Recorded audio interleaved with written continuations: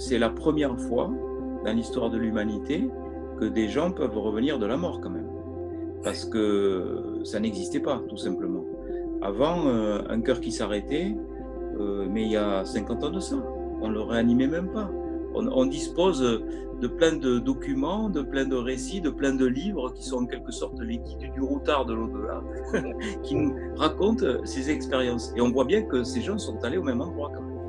Alors là, c'est vraiment pas compliqué d'expliquer comment on peut contacter les consciences des défunts et communiquer avec eux. Hein. Il suffit de se mettre dans un tout petit état élargi de conscience, faut pas grand-chose. Hein.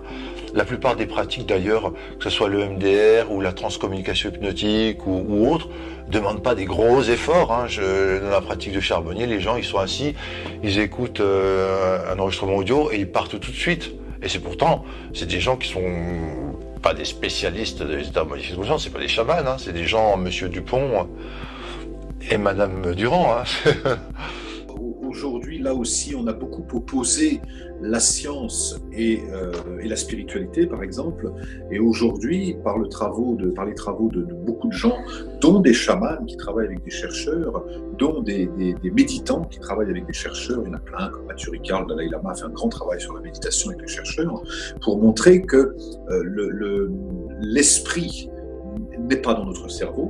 Ça, la science l'a prouvé, que l'esprit est beaucoup plus vaste que ça, qu'il y a une véritable intelligence collective, ça aussi, ça a été mesuré, qu'il y a une véritable intelligence végétale, et aujourd'hui, plutôt que d'opposer le monde matériel et le monde spirituel, ces mondes se rencontrent. Moi, ce que je trouve de merveilleux aujourd'hui, c'est que les physiciens, notamment physique quantique, rejoignent les grands spiritualistes du passé.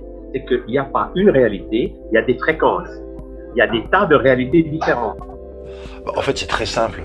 Scientifiquement, il y a vraiment un modèle maintenant que partagent l'astrophysique et la physique quantique ou les sciences de la conscience, qui est ce qu'on appelle le modèle panpsychique, PAN, plus loin psychique.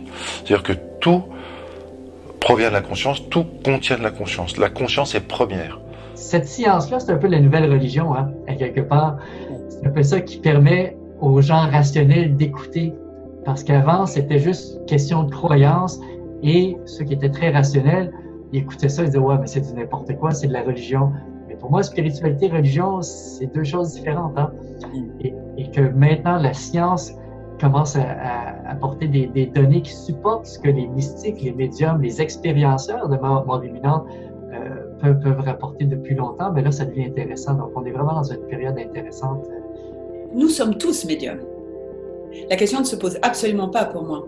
Maintenant, c'est un peu comme avec le dessin. D'accord ? Il y a des gens qui ont le don dès le départ, qui dessinent merveilleusement bien ou qui entrent en contact avec le monde invisible merveilleusement bien, donc ils tendent à l'excellence. Si en plus ils apprennent deux, trois outils qui leur permettent de maîtriser la chose en conscience, je dirais. Et puis il y a ceux qui sont moins bons, etc. Mais tout le monde peut y arriver, étant donné que nous sommes tous capables de télépathie, comme nous sommes tous des âmes. Donc avec mes élèves, c'est ce que je vérifie. Hein. Il n'y a personne qui ne peut pas entrer en contact. Il y a quelqu'un au bout de la ligne, c'est sûr.